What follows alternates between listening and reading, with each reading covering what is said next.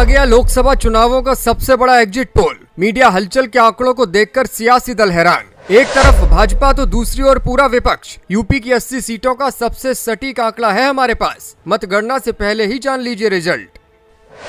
हर जिले के पत्रकारों की राय, जनता के मन की नब्ज और पुराने नतीजों के निचोड़ से तैयार हुआ है हमारा एक्सपर्ट एग्जिट पोल। देखिए हर सीट का आंकड़ा और समझिए कौन सी पार्टी यूपी से लीड लेकर जाएगी। भाजपा और सपा की जंग में बसपा की हालत क्यों हुई खराब।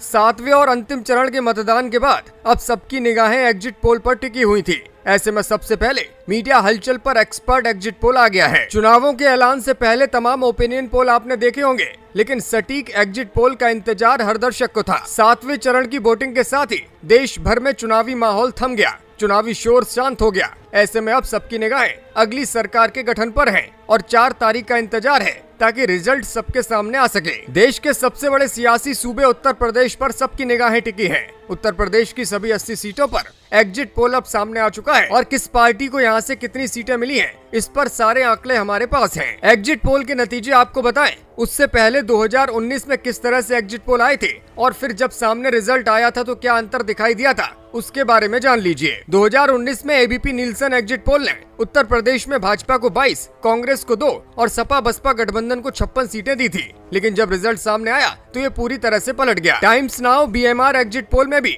भाजपा को 58 और सपा बसपा को 20 सीटें दी गई थी। हालांकि जब 2019 में नतीजे आए तो भाजपा ने 62 सीटें हासिल की, बसपा और सपा ने मिलकर 15, अपना दल सोनेलाल ने 2 और कांग्रेस ने महज 1 सीट जीती थी। एग्जिट पोल एक तरह का चुनावी सर्वे है जो मतदान वाले दिन मतदाता वोट देकर पोलिंग बूथ से बाहर निकलते हैं, उनसे अलग अलग एजेंसियां सवाल पूछती हैं और इसी के आधार पर ये एग्जिट पोल तैयार किया जाता है। चलिए अब देर न करते हुए हमारे एक्सपर्ट एग्जिट पोल के नतीजे आपके सामने रखते हैं। यूपी की 80 लोकसभा सीटों पर एग्जिट पोल के जो नतीजे मीडिया हलचल की ओर से सामने आ रहे हैं, उसमें भारतीय जनता पार्टी और उनके सहयोगियों को 46 सीटें, सपा और कांग्रेस के गठबंधन को 33 सीटें, बसपा को 1 और अन्य के खाते में कोई भी सीट जाती हुई नहीं दिखाई दे रही है। उत्तर प्रदेश में ये आंकड़े अगर हकीकत में बदलते हैं तो फिर देश की सरकार के गठन में गठबंधन का हिस्सा काफी महत्वपूर्ण हो जाएगा। हर किसी के मन में लगातार यही सवाल है कि केंद्र की सत्ता आखिर किसके हाथों में जाएगी। 2019 के नतीजों की बात करें तो भाजपा के खाते में 303 सीटें थी, वहीं कांग्रेस को केवल 52 सीटों पर जीत हासिल हुई थी।